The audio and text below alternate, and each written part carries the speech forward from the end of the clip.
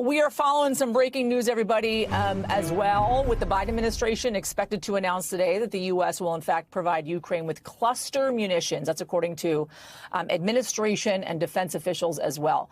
These weapons, right, they disperse small bombs over a wide area that risk harming civilian populations. More than 100 countries have signed a UN convention banning the use, by the way, of these types of munitions. Joining me now is NBC News Pentagon correspondent Courtney Kube, NBC News foreign correspondent Kelly Kobiella, who's on the ground for us in Kyiv.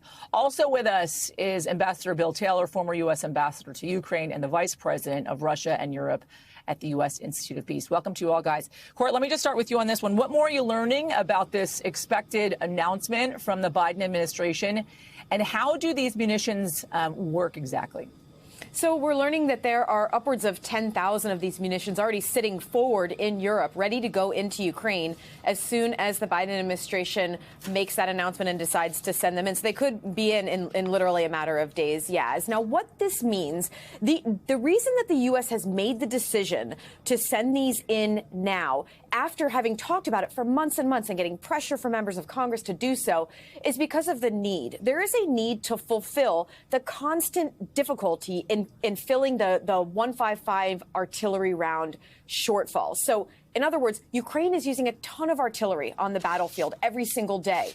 These cluster munitions could have the ability to sort of backfill some of that. What that means is it's a munition that when it lands, it lets off a whole bunch of additional bomblets or small munitions over a wide area. Now, that has the ability, depending on exactly what type of munition is in the warhead, it has the ability to pierce armor, to go through certain vehicles, and to have an anti-personnel capability. What that means is some of the munitions will fragment. You've heard the word frag, right? That has the ability to wound and kill the enemy on the other side. So it has a usefulness on the battlefield. Now, it is also a very controversial munition. You mentioned that the U.S. is not a signatory to this convention that more than 100 other countries are a signatory to.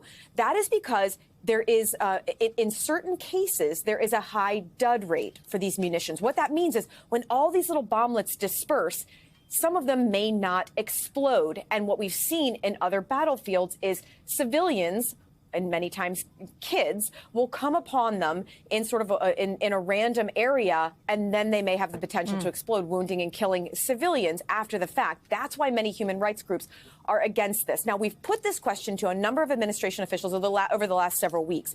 The specific munitions that are forward, that are ready to go to Ukraine anytime now, Yaz, they have a dud rate that ranges between 1.3% to 2.35%. So it's relatively low.